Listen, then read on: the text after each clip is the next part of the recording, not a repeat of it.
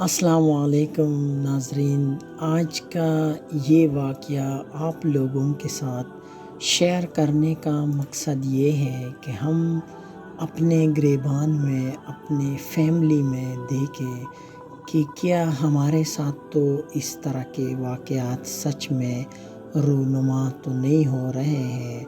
تو دیکھتے ہیں اس حقائق کو۔ والدہ نے اپنے بیٹے کو فجر کی نماز کے لیے جگایا، لیکن بیٹا نہیں جاگا۔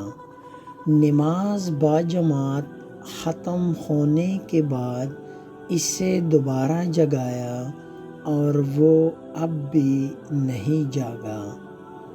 وہ اپنی ڈیوٹی پر چلی گئی اور اسے یونیورسٹی جانے کے لیے نہیں جگایا۔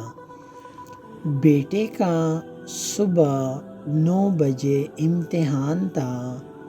جب وہ 9:30 بجے نیند سے بیدار ہوا تو اس نے اپنی ماں کو فون لگایا اور کہا، امی جان، آپ نے مجھے کیوں نہیں جگایا؟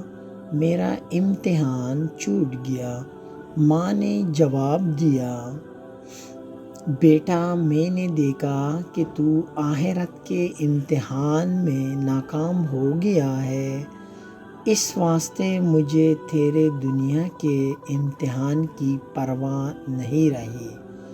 ہمارے معاشرے میں 4 سال کے بچے کو صبح 7 بجے اٹھایا جاتا ہے کہ وہ اسکول جانا ہے، لیکن 15 سال کے نوجوان کو فجر کی نماز کے لیے نہیں اٹھایا جاتا کہ ابھی بچہ ہے۔ لمحہ فکریہ یہ ہے، نماز فجر کا ادا کرنا انسان کی شیطان کے خلاف سب سے پہلی فتح ہے۔ اتنی لمبی رات ہونے کے باوجود فجر کی نماز نہ پڑھنا ہماری بہت بڑی بدقسمتی ہے۔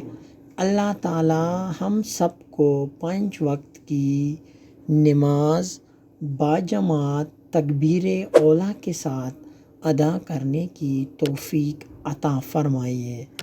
آمین ثم آمین۔